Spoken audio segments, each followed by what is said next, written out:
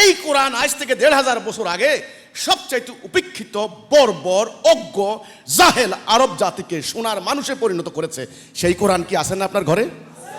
আপনার এখন এই অবস্থা কেন? সবচাইতে বাটপারি, সবচাইতে চুরি, সবচাইতে জঘন্য ব্যভিচার, জঘন্য বলাৎকার আপনার সমাজে। রাজনীতির নামে ধাপ্পাবাজি, ধর্মের নামে ব্যবসা, এই অরাজকতা, এটা কি ধর্ম বলবেন আপনি? এটা কি ধর্ম? এখন এই কিতাবকে কায়েম করতে হবে। কায়েম না করলে ধর্মের যে উদ্দেশ্য, ইসলামের যে উদ্দেশ্য, সে ফল পাবেন না আপনি। দেখেন, আল্লাহ তাআলা পবিত্র কোরআনে বলেছেন সূরা জুমারের 18 নম্বর আয়াতে, মনোযোগ দিয়ে কথা শুনো, আশা করা যায় তুমি হেদায়েত প্রাপ্ত হতে পারো। সূরা বনী ইসরাইল আল্লাহ বলেছেন যে এই সম্পর্কে তোমার কোনো জ্ঞান নাই, তুমি এর অনুসরণ করো না, নিশ্চয়ই তোমাকে তোমার শ্রবণ শক্তি, দৃষ্টিশক্তি এবং তোমার হৃদয় সম্পর্কে প্রশ্ন করা হবে। তাহলে আল্লাহ বলছেন ইকরা বিইসমি রাব্বিকাল্লাযী খালাক, শুরুতেই আয়াতটা পড়ুন আপনার প্রভুর নামে। আচ্ছা, আরেকটা আয়াতে আল্লাহ বলেছেন দেখো দেখো আমার সৃষ্টির মধ্যে কোনো খুঁত পাও কিনা। তাহলে পুরো কোরআন যদি আপনি দেখেন, এখানে অন্ধত্বের কোনো জায়গা নেই, এখানে অন্ধবিশ্বাসের কোনো জায়গা নেই, এখানে অযৌক্তিক অনর্থক কর্মকাণ্ডের কোনো জায়গা নাই, এখানে অবৈজ্ঞানিক কথার কোনো জায়গা নাই। এখানে পবিত্র কোরআনের মধ্যে কোনো স্ববিরোধিতা আপনি পাবেন না, যে আল্লাহ এখানে একটা বলেছেন, ওখানে যে আরেকটা বলেছেন, স্ববিরোধিতা। এখানে কিন্তু আপনি কোরআনে কিন্তু বাড়াবাড়ি পাবেন না, কোথাও কিন্তু বাড়াবাড়ি পাবেন না।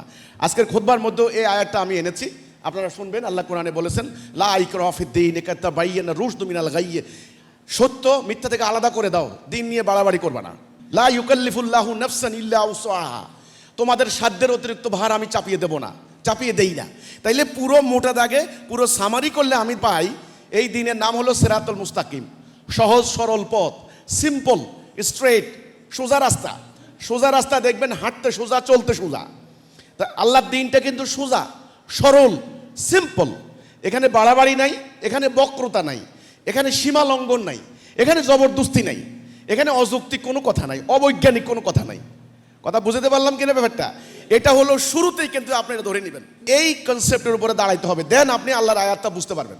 আমার প্রথম কথা হলো, কোন জিনিস যদি তার উদ্দেশ্য হারায়, সেই জিনিস থাকা না থাকা কি সমান কথা নয় কি? আচ্ছা ধরুন, এই যে আমাদের মাথার উপর একটা ফ্যান আছে, এই ফ্যানটার উদ্দেশ্য কি? বাতাস দিবে। আচ্ছা, যদি ফ্যানটা বাতাস না দেয়, এর কোনো দাম আছে? কোনো দাম নাই। দেখেন, এই যে একটা মাইক্রোফোন আছে, ধরেন এটা সাউন্ড বড় করে। আচ্ছা, এটা যদি সাউন্ড বড় না করে, এটাকে আমি সামনে রাখবো? তাহলে এরও তো একটা উদ্দেশ্য আছে, আছে না? ধর্মের একটা উদ্দেশ্য আছে না? ধর্মের উদ্দেশ্যটা কি? ধর্ম বলতে আমাদের জনগণ ধর্ম বুঝে, কিন্তু আমাদের কোরআনে হলো ইসলাম, ইন্নাদ-দীনা ইনদাল্লাহিল ইসলাম। ধর্ম কথাটা কিন্তু ওই মহাভারতের কথা, বাট ইসলাম হচ্ছে কোরআনের কথা। আমি বোঝানোর জন্য বলছি, প্রত্যেকটা জিনিসের একটা উদ্দেশ্য আছে। আপনি যে গাড়িতে করে আসলেন, ধরেন আপনি কুমিল্লা থেকে রওনা দিয়েছেন, গাড়িটা উঠার সাথে সাথে আপনার কনসেপ্টে এটা সেট হয়ে গেছে যে এই গাড়িটা আমাকে সোনাইমুড়ি নিয়ে যাবে। ধরেন ডানা আছে, বাটি আছে, কয়েল আছে, সব আছে, বাতাস নাই। কারণটা কি? কারণ হচ্ছে কারেন্ট নাই। কথা বুঝতে পারলাম কিনা? ঘটনাটা কি নাই? গাড়িতে উঠলেন না, গাড়ির চাকা আছে, বডি আছে, সেসিস আছে, ফ্যান আছে, সব আছে, ইঞ্জিন নাই। আমাদের মুসলমানদের কোরআনকে আল্লাহ নিয়ে গেছেন নাই? কোরআন আছে না? কোরআন আছে, মসজিদ আছে, আলেম ওলামা আছে, মানুষ মুসলমান 240 কোটি, দাড়ি টুপি আছে, জুম্মা আছে, ঈদের নামাজ আছে, কুরবানি আছে, সব আছে। ঈমান নাই। কি নাই? ঈমান নাই। কথা খুব কঠিন কথা। কি নাই? ঈমান নাই। ঈমান না থাকার কারণে বাকি যা কিছু আছে এর কোনো রেজাল্ট নাই, এর কোনো ফল নাই। খোলস, এই খোলস কথাটা ভালো করে বুঝবেন। ধরেন আপনাকে চোখের মধ্যে শোয়াই রাখছে, আপনার ফ্যামিলি দেখলো আপনার হাত আছে, পা আছে, চোখ আছে, আপনার সবই আছে, দাঁত আছে, জিহ্বা আছে, সবই আছে, আপনার কোনো নড়ন চড়ন নাই। আপনার ডাকে আব্বা আব্বা, আব্বার কোনো সাড়া নাই। কারণটা কি? আপনার প্রাণ নাই। কি নাই? প্রাণ পাখি ফুরুত করে চলে গেছে, ফলে টোটাল বডি হয়ে গেছে ডেড বডি। এই সুন্দর চেহারার কোনো দাম নাই, আব্বা ডাকে কোনো সাড়া দিতে পারছে না, কোনো মুভমেন্ট নাই, কিচ্ছু নাই, প্রাণ নাই। তাহলে মুসলমানদের সংখ্যা আছে, মসজিদ আছে, মাদ্রাসা আছে, হেফজখানা আছে, আলেম ওলামা আছে, ওয়াজ মাহফিল আছে, কোরআন শরীফ আছে, সব আছে, কি নাই? ঈমান নাই। ভয়ঙ্কর কথা। এই কথাটা বলার জন্য, এই কথাটা জানিয়ে দেওয়ার জন্য আল্লাহ রব্বুল আলামিনের ইশারায় হিজবুত তাওহীদ আন্দোলন গঠিত হয়েছে। জাস্ট এই কথাটা বলার জন্য, আর কিচ্ছু নয়। হিজবুত তাওহীদ কারো সম্পদ নেওয়ার জন্য আসে নাই। হিজবুত তাওহীদ কারো স্বার্থ নষ্ট করার জন্য আসে নাই। এই কথাটা জানিয়ে দেওয়ার জন্য তোমাদের ঈমান নাই, ঈমান নাই। কেমনে ঈমান নাই? এইবার আমি কথাটা বলি কিভাবে ঈমান নাই। ঈমানের কথা কি? লা ইলাহা ইল্লাল্লাহ মুহাম্মাদুর রাসূলুল্লাহ। লা ইলাহা ইল্লাল্লাহ আমার মাথার উপরে কি? লা ইলাহা ইল্লাল্লাহ। ইদানিং দেখতেছি ওই ব্রাজিলের পতাকা নামাইয়া পোলাপাইনে উঠাইতেছে লা ইলাহা ইল্লাল্লাহ, লা ইলাহা ইল্লাল্লাহ। এটা তো তসবির দানা টপকানো হচ্ছে না? জিকির হচ্ছে না? ইদানিং পতাকা টাঙাচ্ছে না? কিন্তু লা ইলাহা ইল্লাল্লাহর মানে কি? জনগণ মানেটা বুঝে? নবী করিম সাল্লাল্লাহু আলাইহি সাল্লাম মক্কায় যখন নবী হিসাবে আবির্ভূত হলেন, তিনি মক্কার ওই কাফেরদেরকে কি আগে নামাজের ডাক দিছেন? আগে রোজার ডাক দিছেন? আগে কিসের ডাক দিছেন? কালেমাতুত তাইয়্যিবা, কালেমাতুত তাওহীদ, লা ইলাহা ইল্লাল্লাহ মুহাম্মাদুর। আগে অর্ধেক বুঝেন, লা ইলাহা ইল্লাল্লাহটা বুঝেন, পরেরটা অটোমেটিক্যালি বুঝবেন। এ লা ইলাহা ইল্লাল্লাহ মানে কি? এর একটা মানে আছে না? এর মানে হচ্ছে আল্লাহ তোমার বিধান, তোমার হুকুম, তোমার আনুগত্য ছাড়া আমরা কারো আনুগত্য করব না। শব্দটা কিন্তু লা, লা মানে কি? মানি না। এলাহ মানি না। এলাহ মানে কি? এলাহের একটা বাংলা অর্থ আছে না? এলাহ মানে হলো হুকুমদাতা, বিধানদাতা, আইনদাতা একসাথে। তিনি সেই সত্তা যার আনুগত্য করতে হবে। তাহলে আল্লাহর আনুগত্য ছাড়া কারো আনুগত্য, আল্লাহর হুকুম ছাড়া কারো হুকুম মানব না। এটা তো নাকি? তাহলে বান্দার সাথে আল্লাহর চুক্তি, আল্লাহর কন্ট্রাক্ট। আগে কি আমল না আগে ঈমান? আমার কথা বুঝতে কিন্তু বড় বিদ্যা বুদ্ধি অক্সফোর্ড ডিগ্রি দেওয়া লাগে না। আল্লাহ রাসূল যেই জাতিকে ঈমান বুঝাইছেন, মক্কার ওই মানুষগুলা, তারা কি আজকের মতো লেখাপড়া জানতো? শিক্ষা দীক্ষা ছিল? আরে ভাই, পেটে ভাত ছিল না, শিক্ষা দীক্ষা ছিল না। সেই আরবের লোকগুলিকে রাসূল ঈমান বুঝাইছেন। ঈমান বুঝার পর তাদের ভেতর পরিবর্তন হলো আগে, পরে সমাজ পরিবর্তন হলো, পরে রাষ্ট্র পরিবর্তন হলো, পরে দুনিয়া পরিবর্তন হয়ে গেছে। ওই জাহিলি সমাজের চোর ডাকাত মানুষগুলি, মাদকাসক্ত মানুষগুলি, নারী নিপীড়নকারী মানুষগুলি সোনার মানুষে পরিণত হয়েছে। আজকে তাদেরকে আমরা বলি রাদিয়াল্লাহু আনহুম ওয়া রাদু আনহু। তারা রাদিয়াল্লাহু আনহু ওয়া রাদু আনহু, আল্লাহ তাদের উপর রাজি, তারাও আল্লাহর উপর খুশি হয়ে গেলেন। এই ঈমান। তাহলে মানুষকে পরিবর্তন করে কিসে? ঈমানে। নামাজ রোজা আগে না ঈমান আগে? ঈমান আগে। আমি আবারও বলেছি, আমার এই জাতি, এক বাংলাদেশে আছে 5 লক্ষের উপরে মসজিদ। মসজিদের অভাব নাই, টাইলসের মসজিদ। মসজিদের ফান্ডে 10 কোটি টাকা জমা আছে। মসজিদের ইমাম সাহেব যে চেয়ারে বসেন ওটার দাম বিশাল। বড় বড় লোকেরা প্রথম কাতারে বসেন। বিশাল মসজিদ। রাসূলুল্লাহর টাইমে এত মসজিদ ছিল না, খেজুর পাতার ছাউনি। কিন্তু এই টাইলসের মসজিদ, এসি মসজিদের সামনে নামাজের পরে 2 কাতারে শুধু ভিক্ষুক আর ভিক্ষুক আর ভিক্ষুক। ভিক্ষাবৃত্তি যে ইসলাম দূর করতে পারে নাই, সেটা আল্লাহ রাসূলের ইসলাম নয়। আমি আবার বলছি, ঈমান আগে না আমল আগে? নবী করিম সাল্লাল্লাহু আলাইহি সাল্লামকে আগে নামাজ রোজা দাওয়াত দিছেন না ঈমানের দাওয়াত দিছেন? মক্কার এই কাফেরদের সম্পর্কে জানতে হবে। মক্কার কাফেররা তারা কি নামাজ পড়তো না? রোজা রাখতো না? আল্লাহ বিশ্বাস করতো না? কোরআন শরীফ কি বলে? পবিত্র কোরআনকে জিজ্ঞাসা করেন না? সূরা যুখরুফ আল্লাহ বলতেছেন, তাদেরকে জিজ্ঞাসা করো এই আসমান জমিন কে সৃষ্টি করেছে, এই মেঘমালা বৃষ্টি কে দেয়? তারা বলবে আল্লাহ। তাহলে তারা আল্লাহ বিশ্বাস করতো? তাদের কি ছিল না? ঈমান ছিল না। তাহলে আজকে আমাদের প্রধান সংকটটা কি? জ্ঞানের সংকট। ওরে বাপরে, পবিত্র কোরআন শরীফ এত মুখস্থ করছে, নিখুঁত, এত সুন্দর উচ্চারণ করে, আপনি উচ্চারণে ভুল ধরতে পারবেন না। এত তফসির করে, ওরে বাপরে বাপ। তফসির করতে করতে তফসিরুল কোরআন মাহফিল। একজনে একটা কথা শুনলাম আমি, বলে কি একটা আয়াতের তফসির করতে নাকি 7 দিন লাগবে। তাহলে তফসির শিখছে, তফসির আছে, শানে নজুল, ব্যাখ্যা, অনুবাদ সব। লক্ষ লক্ষ হাদিস মুখস্থ সব আছে, ঈমান নাই। কি ভয়ঙ্কর কথা! এই কথাটাই সহ্য করতে পারছে না ভাই। এই কথাটা বলার সাথে সাথে রাগে ক্ষোভে অগ্নিশর্মা হয়ে যাচ্ছে। কি এত বড় কথা! আমার আব্বা 7 বার হজ করছে, আমার বংশে 7 জন হাফেজে কোরআন, আমরা বাড়ির সামনে মসজিদ দিছি, সারা জীবন আলেম ওলামাদেরকে খাওয়াই গেছি, আমাকে বংশের মধ্যে অন্তত 20 জন আছে বড় বড় আলেম, আর এরা বলে ঈমান নাই। হায় হায় হায়, কি কথা বলে! এই কথাটা ভাই সহ্য করতে পারতেছে না, এটার ইম্প্যাক্ট, এটার অভিঘাত সহ্য করতে পারতেছে না। কি বলে! আমাদের এত আমল, এত সুন্দর দাড়ি, এত সুন্দর পাগড়ি, এত টুপি, এত টাকনু, এত পায়জামা, এত কিছু, আর এই লোক বলে আমাদের ঈমান নাই। এটা কেমন কথা! আমি তাদেরকে স্বনির্বন্ধ অনুরোধ করতে চাই, আমার উপর রাগ করে পরিণতি এড়াইতে পারবেন না। আমি কি জানি না এর পরিণতি কি হতে পারে? আমার বাড়ি 4 বার হামলা হয়েছে, 4 বার আগুন দিয়ে জ্বালাই দিছে, 2টা মানুষকে জবাই করছে। ওরা তো আসলে আমার সদস্যদেরকে জবাই করে না, ওরা আমাকে জবাই করছে। আমাকে পাইলে তারা ভর্তা ভর্তা করে ফেলতো, আমাকে পাই নাই বলে আমার সদস্যরা জীবন দিয়ে সেদিন আমার জীবন সেভ করেছে। তো কেন তোমরা আমাকে হত্যা করতে চাচ্ছ? কি কারণ? আমি কি বলতে চাই, আমার কথা খুব মনোযোগ দিতে হবে। ঈমান নাই, কেমনে ঈমান নাই? দেখেন, আমাদেরকে সৃষ্টি করেছেন কে? এতে কোনো সন্দেহ আছে নাকি আমরা দুনিয়াতে এমনি এমনি আসছি? আমাদের রিজিক দিয়ে যাচ্ছেন কে? আমাদের হায়াত দিয়ে যাচ্ছেন কে? আল্লাহ। আচ্ছা, মৃত্যু, আমাদেরকে মৃত্যু দিবেন কে? মৃত্যুর পরে আমরা কার সামনে দাঁড়াবো? এই যে বুনিয়াদি বিশ্বাসগুলি, বেসিক ফেইথ, বিলিফ যাকে বলা হয়, বিশ্বাস, ট্রাস্ট, এটা আছে তো আপনাদের নাকি? ওকে। এই আল্লাহ রব্বুল আলামিন যখন আমাদেরকে খলিফা হিসেবে সৃষ্টি করলেন, তখন তিনি সমস্ত ফেরেশতাদেরকে বললেন যে ওকে সেজদা করো। সবাই সেজদা করলো, ইবলিস সেজদা করলো না।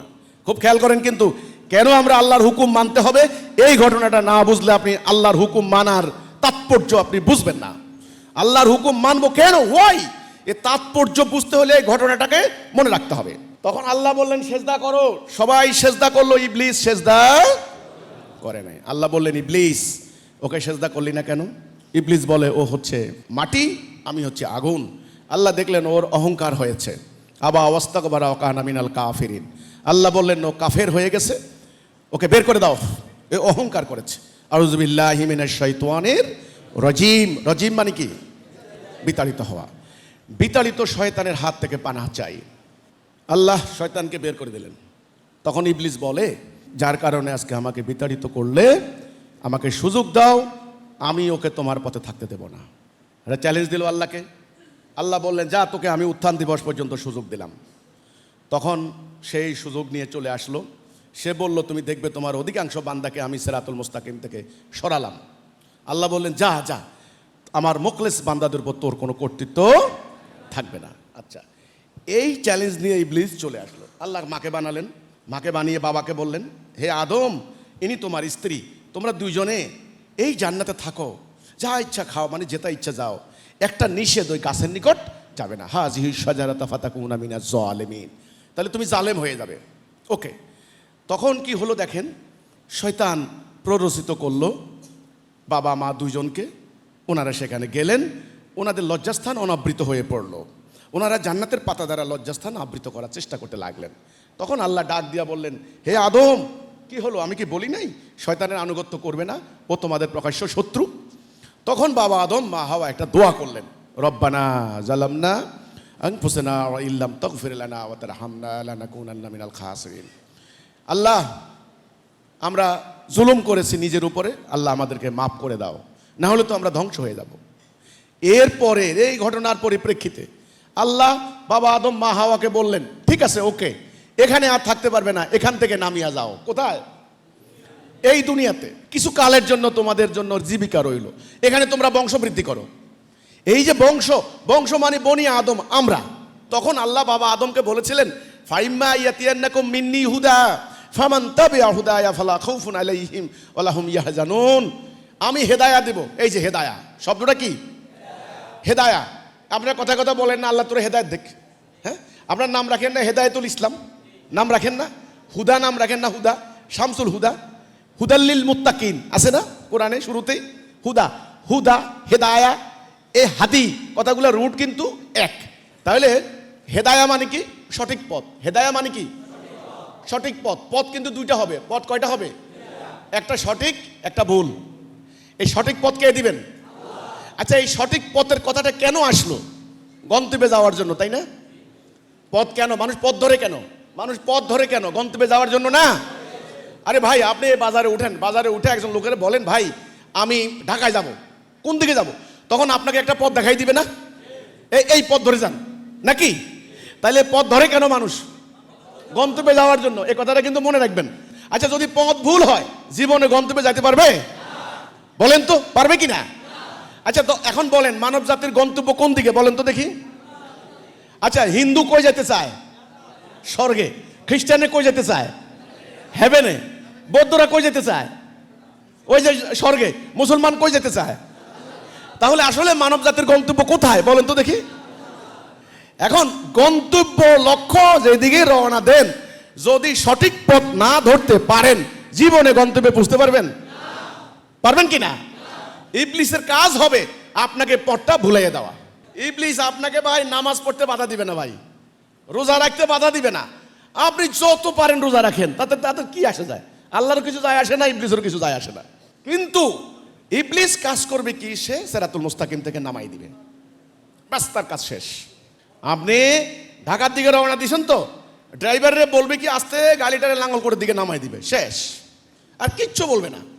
গাড়ি তার ওই ভুল রাস্তায় লাঙ্গলকোট হইয়া 14 গ্রাম হইয়া গাড়ি চলে যাবে চিটাগংয়ের দিকে, একেবারে কক্সবাজার সমুদ্রে চলে যাবো গা। জীবনে ঢাকা যেতে পারবে?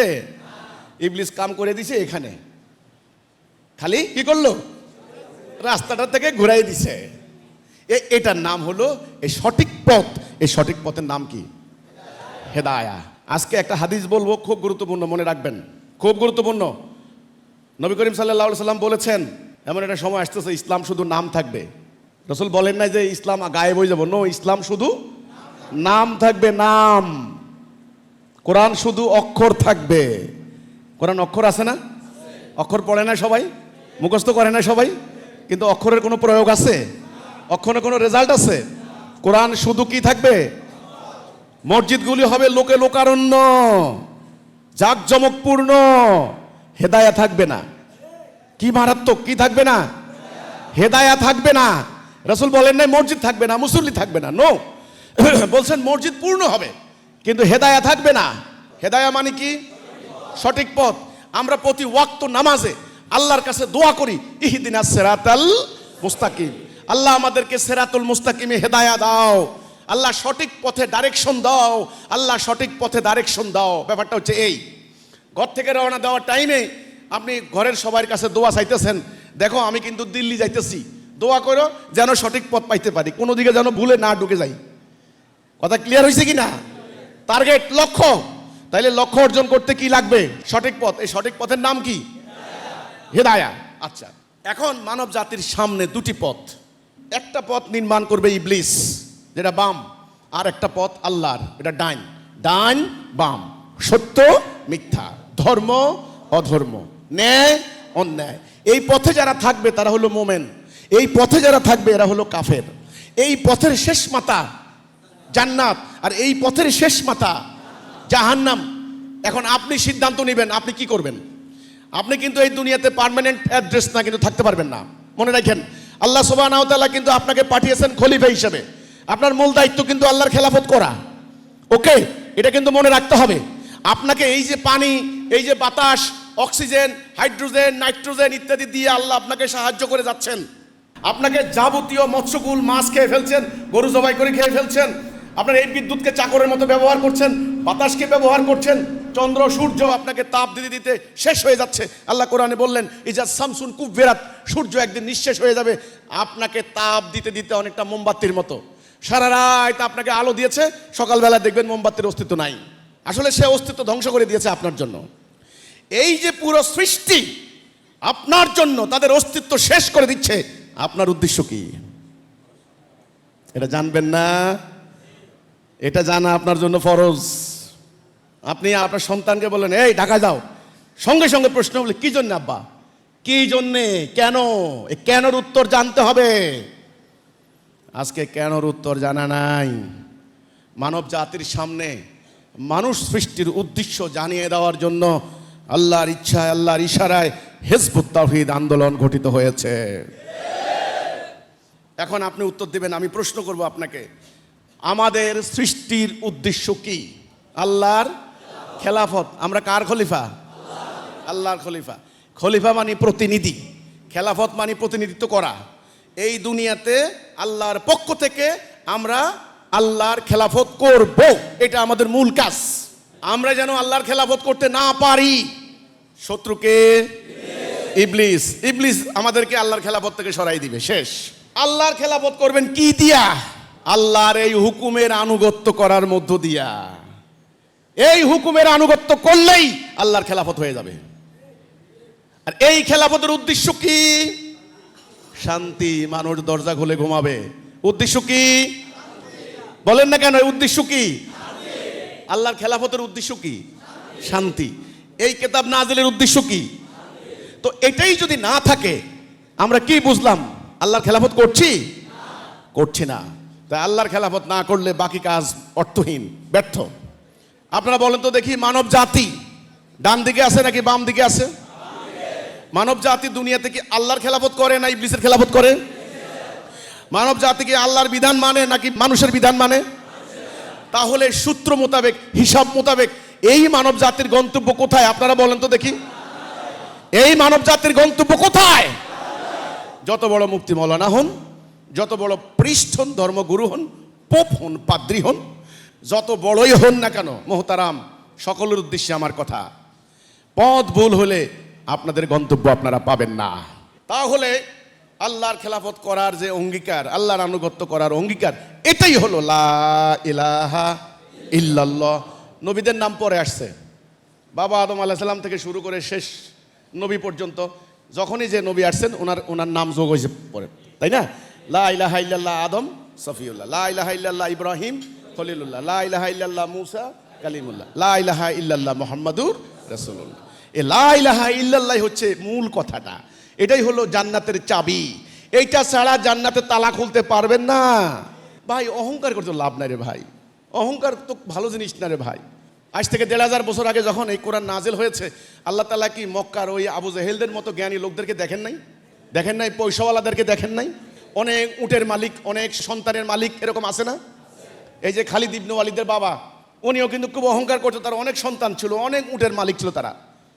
না, আল্লাহ তাআলা এমন একজনকে বাছাই করছে না, হায় হায় হায় রে, মায়ের পেটে থাকতে বাবা নাই, বাবাকে দেখেই নাই কোনোদিন।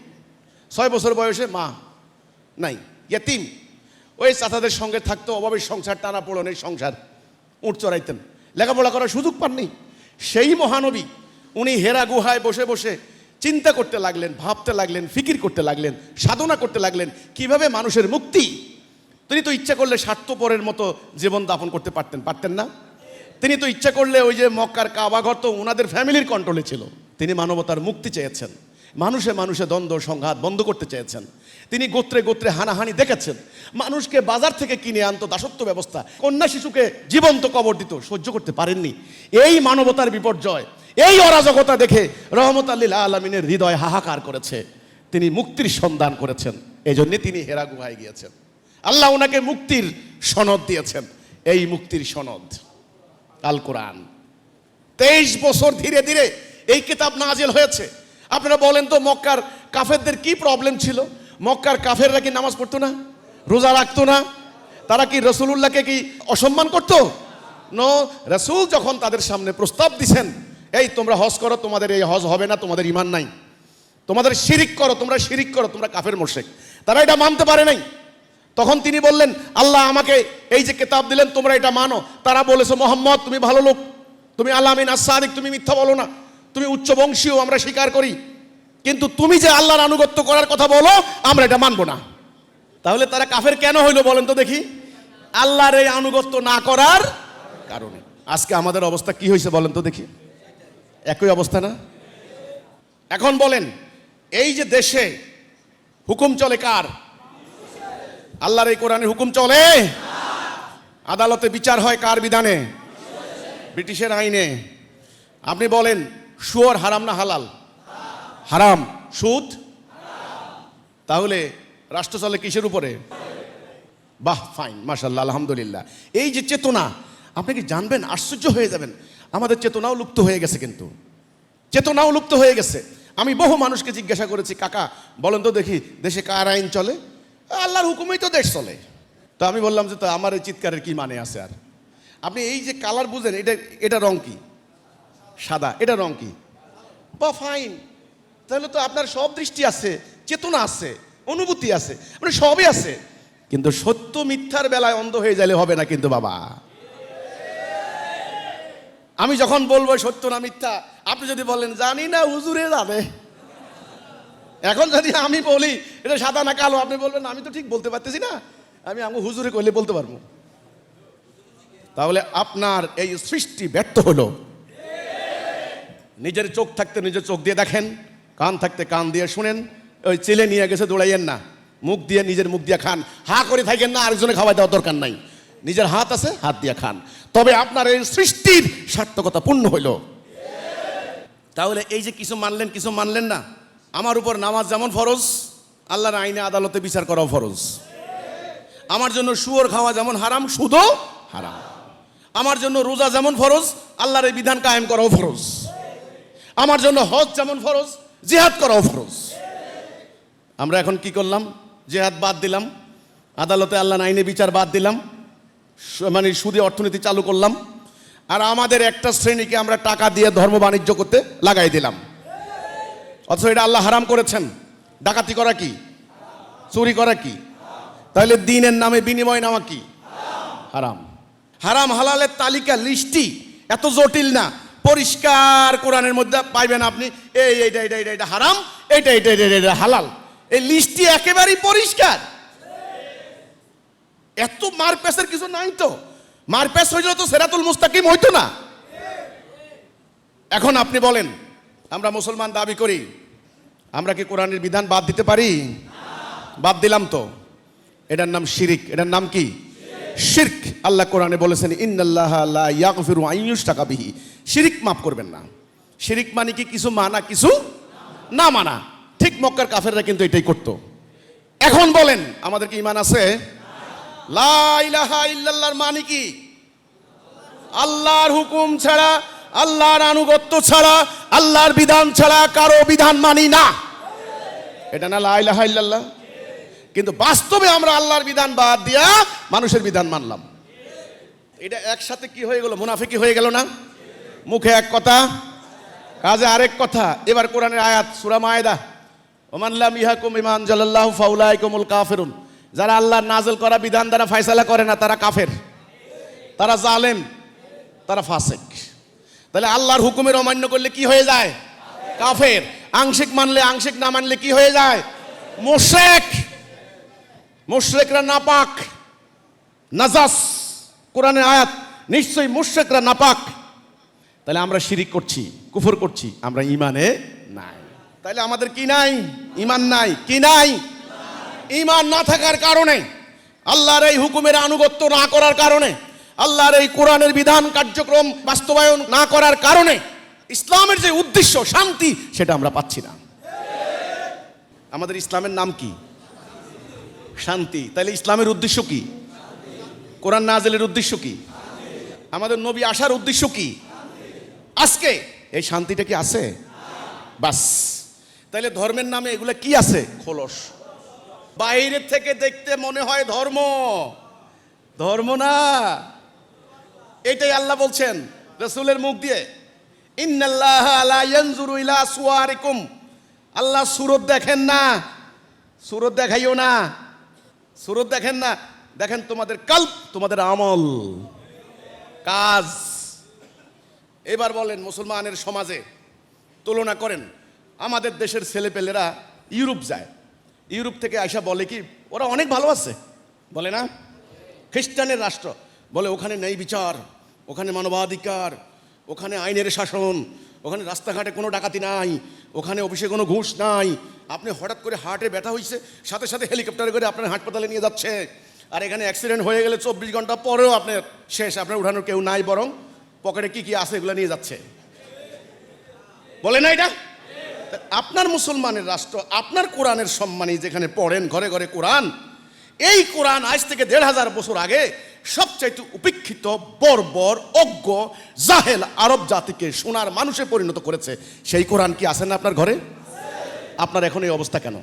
সবচাইতে বাটপারি, সবচাইতে চুরি, সবচাইতে জঘন্য ব্যভিচার, জঘন্য বলাৎকার আপনার সমাজে। রাজনীতির নামে ধাপ্পাবাজি, ধর্মের নামে ব্যবসা, এই অরাজকতা, এটা কি ধর্ম বলবেন আপনি? এটা কি ধর্ম? এখন এই কিতাবকে কায়েম করতে হবে। কায়েম না করলে ধর্মের যে উদ্দেশ্য, ইসলামের যে উদ্দেশ্য, সে ফল পাবেন না আপনি। এ কায়েম করতে হবে। কি করতে হবে? কায়েম করার আগে ঈমান আনতে হবে। আমি এই পর্ব আপনাদের সামনে পরিষ্কার করে বুঝালাম, আমাদের ঈমান নাই। কি নাই? এই কথা বলতে আপনার গ্রামে কি বুক কাঁপবে? কাপুক। বুক কাঁপলে আপনি যদি ভয় পালান, ঈমানের কথা বলেন না।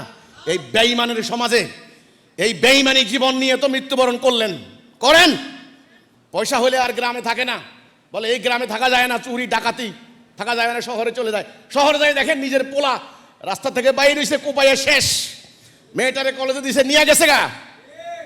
নাস্তিক হয়ে যাচ্ছেন, শান্তি নাই। এরপরে ঢাকার বাড়ি বিক্রি করে এবার লন্ডনে জায়গা কিনে, এবার কানাডায় বাড়ি করে, ওখানে যায় স্ট্যাটাস দেয় যে ভুয়া দেশে আর থাকুম না, চলে আইসি এ দেশ থেকে। কোথায় পালাবেন? আল্লাহ বলেছেন সুরক্ষিত দুর্গে পালালেও মৃত্যু তোমাদেরকে ধাওয়া করবে।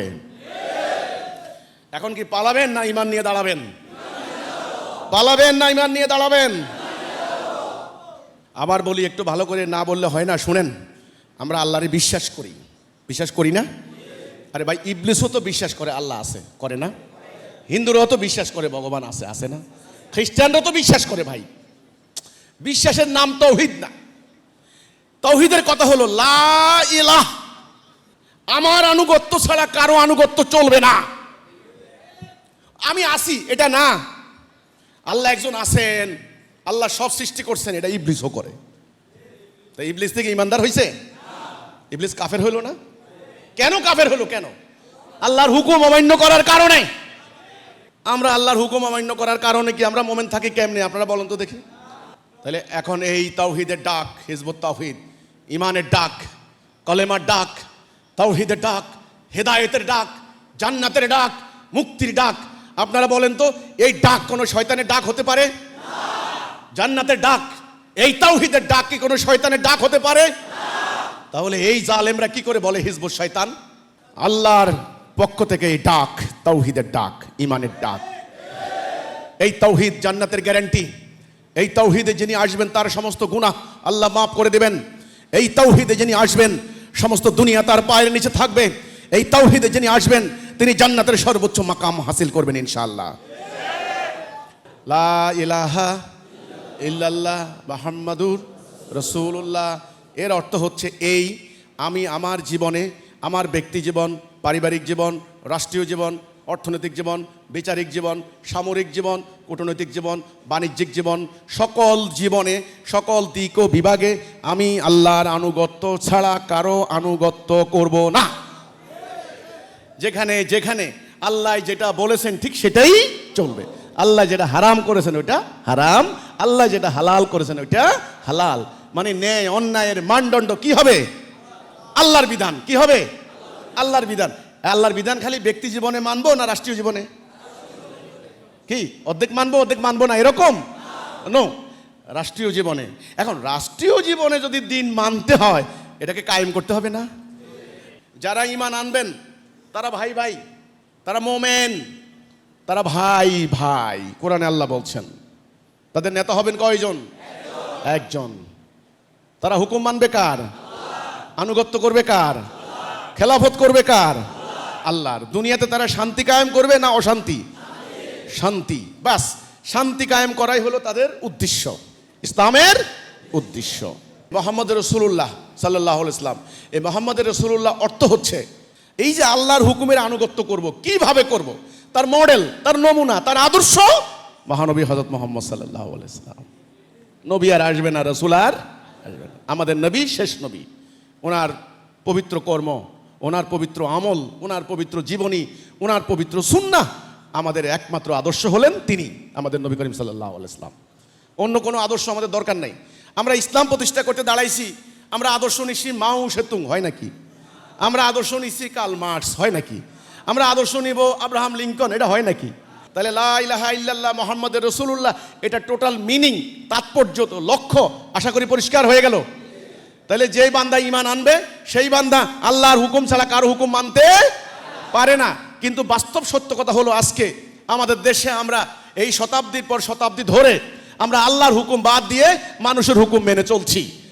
ফলে আমাদের জ্ঞাতসারে হোক আর অজ্ঞাতসারে হোক আমাদের ঈমান চলে গিয়েছে।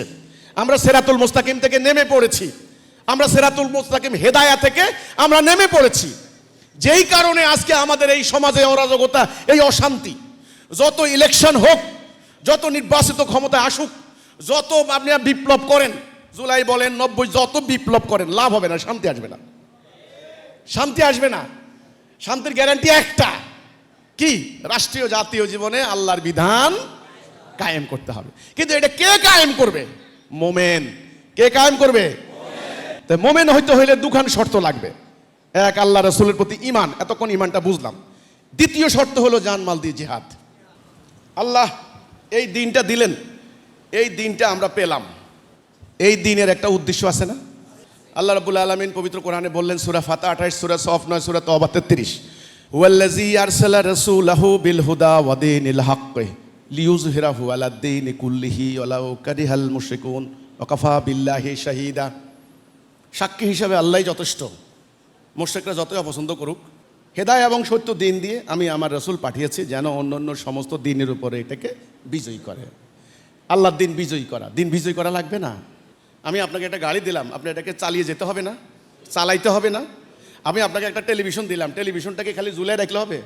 এটাকে চালাইতে হবে না? চালাইতে হবে না নাকি? আপনি একটা কল বসাইছেন, কল বসানোর উদ্দেশ্যটা কি? পানি উঠাইতে হবে না?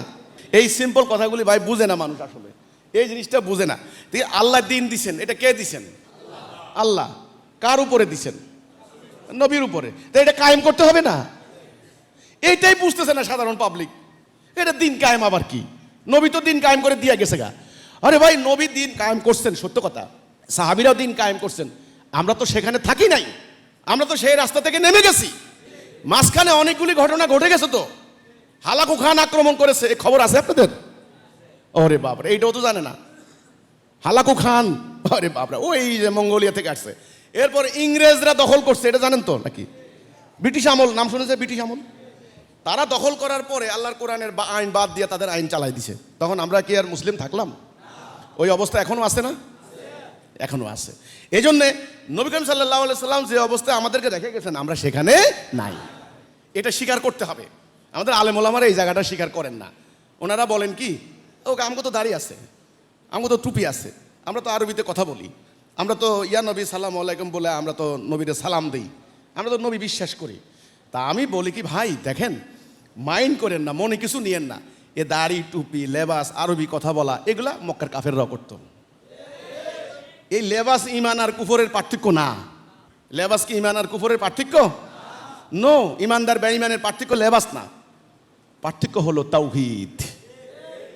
যারা আল্লাহর আনুগত্য করবে তারা ঈমানদার, আর যারা আল্লাহর আনুগত্য করবে না তারা বেঈমান, তারা কাফের মুশরিক। ঈমান আনার পর দ্বিতীয় কর্তব্য হবে দিনটাকে কায়েম করা। এটার নাম আকিমুদ্দিন। আছে না কোরআনে? আকিমুস সালাহ, সালাহ কায়েম করো। আমরা আজান দিলে, হাইয়া আলাস সালাহ দিলে আমরা দৌড় দিয়ে মসজিদে যাই। আল্লাহ কইছেন এটা ফরজ, ভালো কথা। আল্লাহ একইভাবে বলছেন আকিমুদ্দিন, দিন কায়েম করো। তো দিন কায়েমের ডাক আসলে তখন হাইয়া আলাস সালাহর মতো দৌড়ে আসেন না কেন? এই লোকটা যে দিন কায়েমের কথা কয়, এই লোকের লগে যাওন যাইব কিনা আসলে। এবার দৌড়াইয়া মহল্লার হুজুরের কাছে যান, যে ওই যে হিজবুত তৌহিদের ইমাম, উনি যে দিন কায়েমের কথা কয়, ওনার লগে যাওন যায় নাকি? আরে না, ভণ্ড। এই ভণ্ডের কাছে যাইয়েন না মিয়া। ওকে মাদ্রাসা পড়ছেন কি? মানে নোয়াখালীর ভাষা তো বাইরে থেকে যারা আসছেন বুঝেন নাই, মাদ্রাসা হয়েছেনি মানে মাদ্রাসা পড়েছে কিনা। এইবার তারা কি করছে দেখেন, এগুলো আমি আর দেখানোর ভাই আমার রুচিতে কুলায় না। এরা দেখেন, এটা একটু শালীন আছে। এআই আবিষ্কার করছে খ্রিস্টানরা। তোমরা তো এআই ব্যবহার করতেই জানো না, এআই কি জিনিস জানো না। ওরা এআই ব্যবহার করে তোমার দেশ ধ্বংস করতেছে, আর তুমি এআই ব্যবহার করে এইসব অপকর্ম করতেছো। আল্লাহর গজবটা কোথায় পড়তেছে দেখেন। এগুলো ভাই দেখানোর মতো অবস্থা নাই, কিন্তু এগুলো এক একটা ভয়ঙ্কর। আমি আপনাদেরকে দেখাতে পারব না ভাই, আপনাদেরকে দেখানো সম্ভব না। মানে কোথায় কোন মহিলা আছে, কোথায় কোন নায়িকা আছে, কোথায় কোন বেরিয়ে আছে, সবাই আয়না আমার কোলের মধ্যে বসাইতেছে এই আইডিয়া। পাবলিকের সামনে আমারে 2 নম্বর হিসাবে, ভণ্ড হিসাবে খাড়া করাইতে হইব। আরে ভাই, যেই বোতলের ভিতরে খুশবু, সেই বোতলের খুশবু লাগান দরকার হয় না। মুখ খোলার সাথে সাথে মানুষ মনে করে এটা খুশবুর বোতল, আতরের বোতল।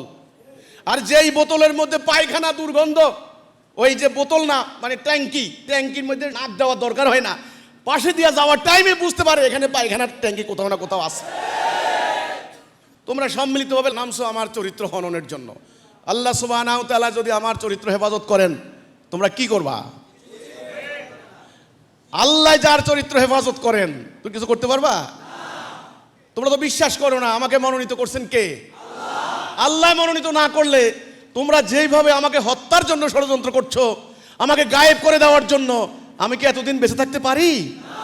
আপনাদের কি বলে, অনেক মানুষ আমাকে বলে সবচেয়ে বড় অলৌকিক কথা হচ্ছে আপনি কিভাবে বেঁচে আছেন। তাহলে আমাকে হেফাজত করবেন কে? এই যে দেশের মহিলাগুলারে এই যে তোমরা ছবি আইনা আমার কোলের মধ্যে বসাই দিচ্ছ, এগুলো উদ্দেশ্য কি তোমাদের? এত নোংরা তোমরা, তোমাদের মনের ভিতরে এগুলি আছে? হ্যাঁ, তো তোমাদের কি চরিত্র সেটাও আল্লাহ বের করে দেবেন।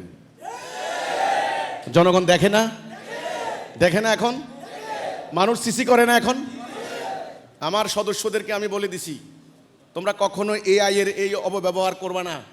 আর্টিফিশিয়াল ইন্টেলিজেন্স ভয়ঙ্কর জিনিস, ওরা এমনি এমনি আবিষ্কার করে নাই। এত বড় ইরান, 10 কোটি লোকের বসতি ইরান, 16.5 লক্ষ বর্গ মাইল, প্রথম 24 ঘন্টার হামলায় ইরানের ম্যাক্সিমাম অবকাঠামো ধ্বংস হয়ে গেছে। 3 কোটি ইরানি পালিয়েছে, হাজার হাজার ইরানের মানুষের গণকবর হয়ে গিয়েছে। ইরানের সর্বোচ্চ নেতা থেকে শুরু করে সামরিক বাহিনী প্রধান, আপনার হলো বিমান বাহিনী প্রধান, গোয়েন্দা প্রধান, কেউ নাই, সব অলমোস্ট এভরিবডি ওয়াজ কিলড।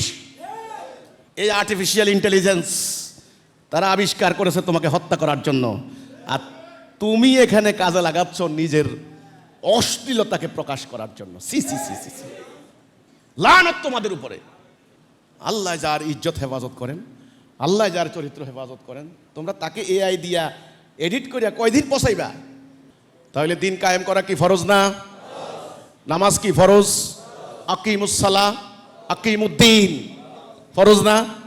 এক ফরজ করবো, আরেক ফরজ কি বাদ দেব? সূরা বাকারা 208 নম্বর আয়াত কি বলে? হে মুমিনগণ, পূর্ণাঙ্গ রূপে ইসলামে প্রবেশ করো। হ্যাঁ, ফিসিলমে কাফা, কাফি, অর্ধেক মানবা অর্ধেক মানবা না, এটা তো হবে না। তাহলে দিন কায়েম করবেন, এই তো। এবার ভাই, দিন কায়েম করা কি সহজ? দিন কয় প্রকার? এই দিন কয় প্রকার? আল্লাহ দেওয়া দিন, মানুষের তৈরি করা দিন। আল্লাহ দেওয়া দিন, মানুষের তৈরি করা দিন। উদাহরণ দিচ্ছি, এই একটা বই, আচ্ছা, দিন জীবন ব্যবস্থা, কিভাবে রাষ্ট্র চলবে, সমাজ চলবে, আইন চলবে, কানুন চলবে, এটা হলো মানুষের তৈরি করা। মানুষ পার্লামেন্টে বসে এই দিনটা বানিয়েছে, এটা একটা দিন। আর এটা হলো আল্লাহ দেওয়া। এখন আপনারা বলেন তো, আমাদের রাষ্ট্রে, আমাদের দুনিয়াতে আল্লাহ দেওয়া এটা চলে না এটা চলে? এই যে গণতন্ত্রের নামে আন্দোলন হয়েছে, বছরকে বছর আন্দোলন করে করে করে করে তারা কি করেছে? এই মানুষের তৈরি দিনটা কায়েম করেছে। এখন আপনি বলেন তো, এটা বাদ দিয়া এই মানুষের তৈরি এই দিনটা যদি আমরা আনুগত্য করি, আমাদের কি ঈমান থাকে? হাসরের দিন যদি আপনাকে প্রশ্ন করা হয় তোমার দিন কি ছিল, আপনি কি বলবেন? কেমন হাস্যকর, কেমন বেদনাদায়ক, কেমন কষ্টদায়ক কথা ভাই। আমি মুসলিম, আমি আল্লাহর প্রতি ঈমান এনেছি, আমি আল্লাহর এই বিধান বাদ দিয়া আমি এই মানুষের বিধানে আমার রাষ্ট্র চলে। কি জবাব দেবেন আমাদের উলামায়ে কেরাম? কি জবাব দেবেন আমাদের ধর্মীয় সংগঠনগুলা? এখন এই হিজবুত তাওহীদ দাঁড়িয়েছে, আমাদের যা কিছু আছে, আমরা গরিব মানুষ, আল্লাহ দেখেন না আমাদের হৃদয়কে কে পরিবর্তন করেছেন? আল্লাহ। আমরা আল্লাহর উপর ভরসা নিয়ে দাঁড়িয়েছি, এই আল্লাহর এই দিনটাকে, এটার উপরে লিইউযহিরাহু আলাদ-দীনি কুল্লিহি, এটার উপরে এটাকে কায়েম করার জন্য। যখন কায়েম করবেন, আপনি আদালতে যাবেন, আল্লাহর আইনে বিচার হচ্ছে, কোনো টাকা খরচ করা লাগবে না। আপনি ব্যবসা বাণিজ্য করবেন, কোনো সুদ নাই, না খেয়ে মারা যাচ্ছে না, বিনা চিকিৎসায় কেউ মারা যাচ্ছে না, একা একটা মেয়ে মানুষ হেঁটে যাচ্ছে, কোনো ভয় নাই, না ইজ্জত হারানোর ভয়, না সম্পদ হারানোর ভয়। এখন তো বাচ্চা ছেলেদের পর্যন্ত বলাৎকার হচ্ছে, আপনি কোথায় যাবেন? কোথায় যাবেন? মেয়ের কথা বাদ দেন, বাচ্চা বাচ্চা ছেলে পর্যন্ত বলাৎকার হচ্ছে। কোথায় যাবেন আপনি? এর কারণ কি? মানুষের দিন মানার কারণে। এখন আপনারা কি আল্লাহ দেওয়ার দিন কায়েম করবেন? করবেন তো নাকি? আলহামদুলিল্লাহ। এবার আল্লাহ দেওয়ার দিন কায়েম কি কথার মুখের কথা হয়ে যাবে? এমনি এমনি কি হয়ে যাবে? হবে না। জিহাদ করতে হবে। কি করতে হবে? জিহাদ করতে হবে। আল্লাহ রসুল জিহাদ করেছেন সারা জীবন। জিহাদ মানে আপ্রাণ চেষ্টা, জান মাল দিয়ে আল্লাহর দিন কায়েম করার জন্য জিহাদ। এই জিহাদ হলো মোমেনের সংজ্ঞায়। রোজা ফরজ, জিহাদ ফরজ না? তাই মুসলমান কি জিহাদ ধরছে না বাদ দিছে? এই আপনার রোজা আর জিহাদ এই দুইয়ের মধ্যে কোনটা ধরছে কোনটা বাদ দিছে বলেন তো? রোজা ধরছে, জিহাদ বাদ দিছে। আচ্ছা, জিহাদটা বাদ দিল কেন জানেন? জিহাদ করতে গেলে কোরবানি, মায়ের খাইতে হবে, টাকা যাবে, সম্পদ যাবে, রক্ত যাবে, জান যাবে, এটা করবে না। আর রোজা কোনো অসুবিধা নেই, রোজা রাখেন, সারাদিন বসে থাকেন, সন্ধ্যাবেলায় নানান ধরনের ইফতারি আছে। কিন্তু রোজার কথা কোরআনে কয়বার আছে? 1-2বার আছে, 2-3টা আয়াত। আর জিহাদের কথা কয়বার আছে? 6 থেকে 700। তাহলে এখন বলেন প্রায়োরিটি, গুরুত্বের হিসাবে আল্লাহ যেই কথাটা শতবার বলেছেন ওটা আপনারা বাদ দিয়েছেন। তা আমরা তো মরে গেছি, আমাদের তো ভিতর থেকে আমরা মরে গেছি। এখন এই জিহাদের চেতনা আবার জাগ্রত করতে হবে। যেটা হারিয়ে গেছে সেটাকে আবার কায়েম করতে হবে। এই জিহাদ কিসের জিহাদ? দিন প্রতিষ্ঠার জিহাদ। এই জিহাদ কিসের জিহাদ? মানবতার মুক্তির জিহাদ। এই জিহাদ কিসের জিহাদ? অধর্মের বিরুদ্ধে ধর্ম স্থাপনার জিহাদ। এই জিহাদ কিসের জিহাদ? ন্যায়ের প্রতিষ্ঠার জিহাদ। এই জিহাদ মানুষের ঘরের দরজা খুলে ঘুমানো শান্তি দেওয়ার জিহাদ। এই জিহাদ মুক্তির জিহাদ। এই জিহাদ ভূখণ্ড রক্ষার জিহাদ। এই জিহাদ আপনার জান মাল হেফাজত করার জিহাদ। এটা ফরজ, নবী করেছেন, সাহাবীরা করেছেন। আপনারা কি জিহাদ করার জন্য রেডি? এখন জিহাদ কি উল্টাপাল্টা করলে হবে? এর একটা শৃঙ্খলা আছে না? এটা একটা কর্মসূচি আছে না? এর একটা নিয়ম নীতি আছে না? আছে। সেটার জন্য 5 দফা কর্মসূচি, আলহামদুলিল্লাহ, এটা আল্লাহ সুবহানাহু ওয়া তাআলা আমাদেরকে দান করেছেন, আমাদের মহামান্য ইমামুজ্জামানকে। এটা হলো দিন কায়েমের কর্মসূচি।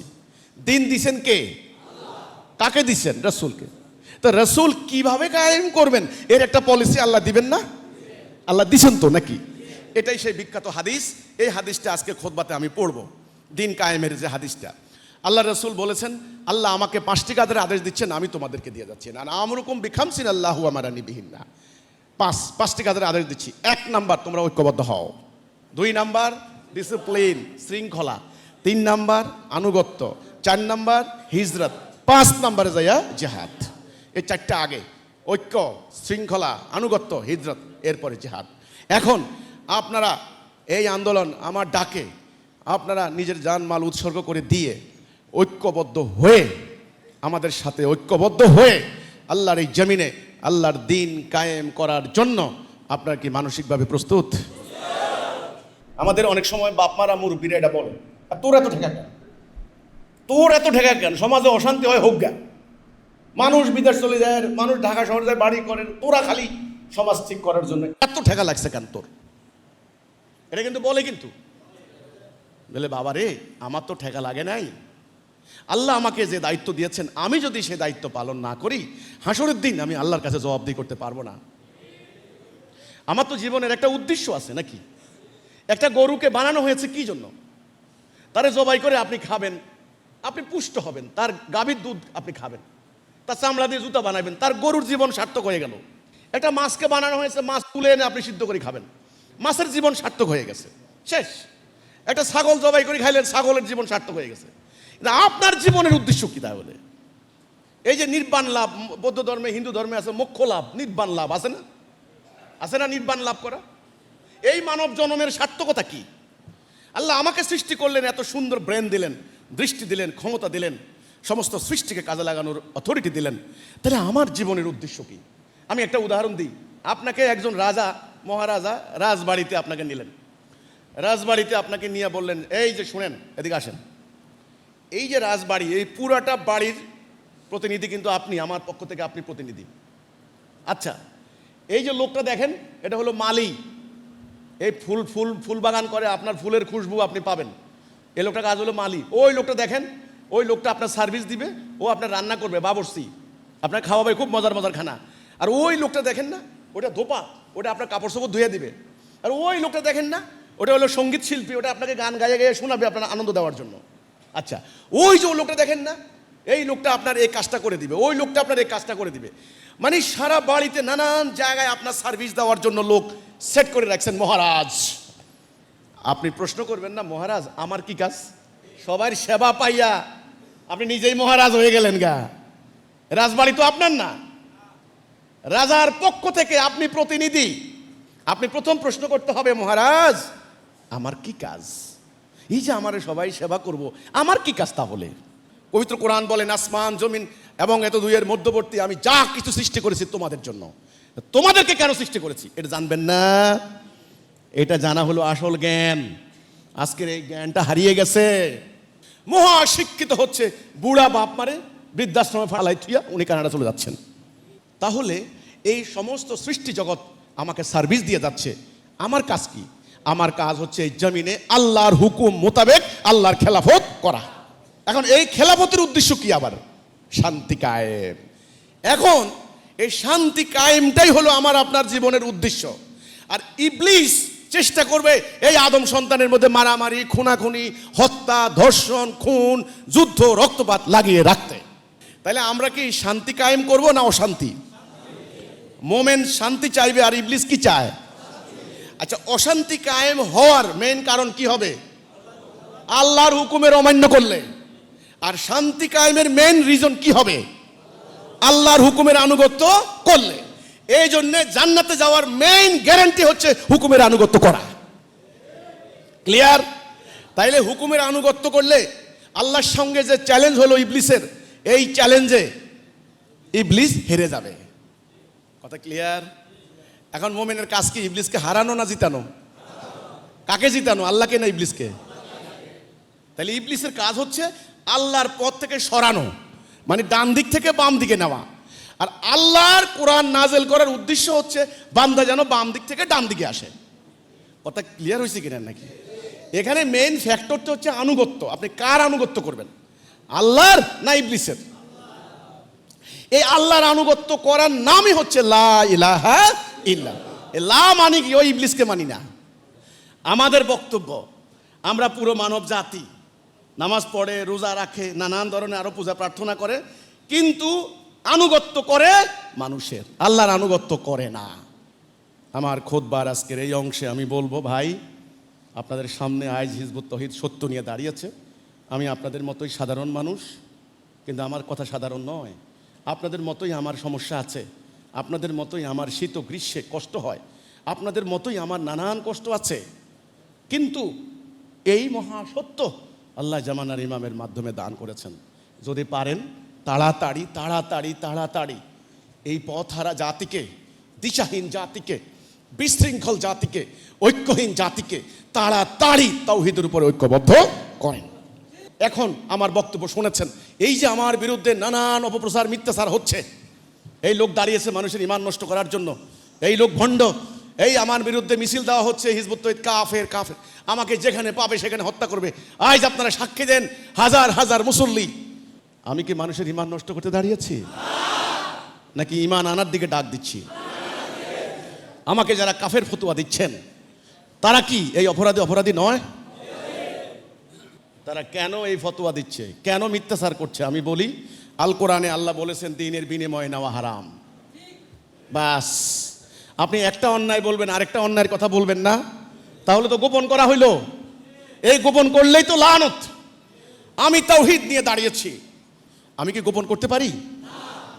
আমাকে বলতে হবে দ্বীনের বিনিময়ে নিবেন না। এই কথাটা কেন বললাম? আল হেদায়া কেতাবুল ইজারা, ইমাম বুরহানুদ্দিন মার্গিনানি রহমতুল্লাহ আলাইহি 593 হিজরি।